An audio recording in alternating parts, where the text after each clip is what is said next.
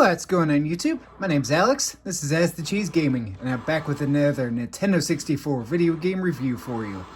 In this week's episode, I'll be taking a look at StarCraft 64, developed by Blizzard, published by Nintendo, and was released June 2000.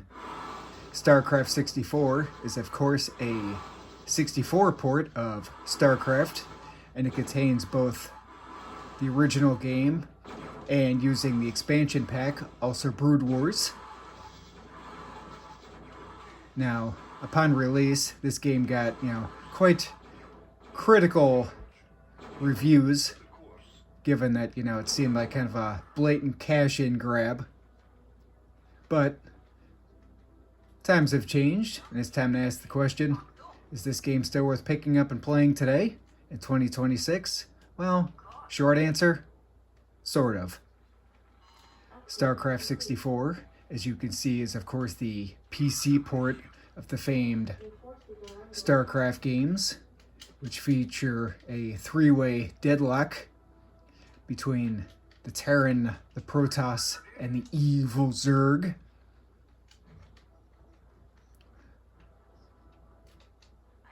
You take control of your choice of races and then play through either the campaign, or there's a couple other maps that you could play through, which takes me to this game's real first negative, which is probably just the lack of overall maps to play.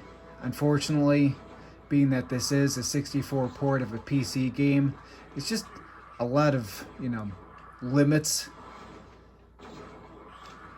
Now next, before we even, I want to touch on, how's this game handle? How are the controls? Well, surprising. Well, it's rough to try to copy a, PC game, which is played on mouse and keyboard. This game, all in all, does a pretty solid job. You can build units using the C buttons, and each time you go into a shop, like say for instance, the starport here, you can pick what you want to build. And then from there, it'll start creating the unit that you're after. You can also use the Z button to quickly look around the map.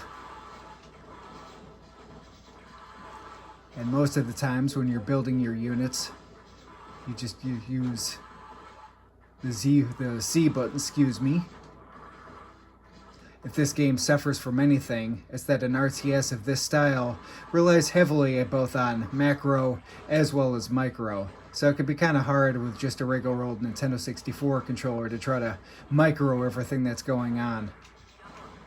But all in all, at least for building units, from my experience in the game, it handles pretty well. So I'd never really felt like I had any issue just, trying to make units. Next, I want to touch on this game's music and sound effects. Now, unfortunately, unlike in the PC port, there's no, dialogue in between, and instead it's just a still screen shot.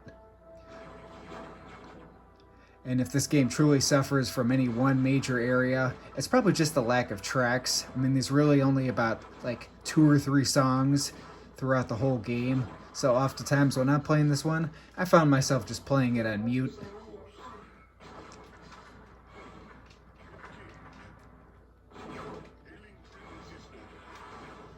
Unfortunately, the music for this game it leaves something to be desired. Honestly, if you're really interested in playing this one, just go play it with the music off.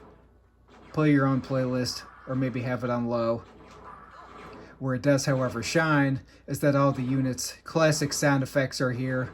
For example, you can hear the talk of the Hydralisks in the background, or the Mutalisks, or the Battle Cruiser, or when units attack.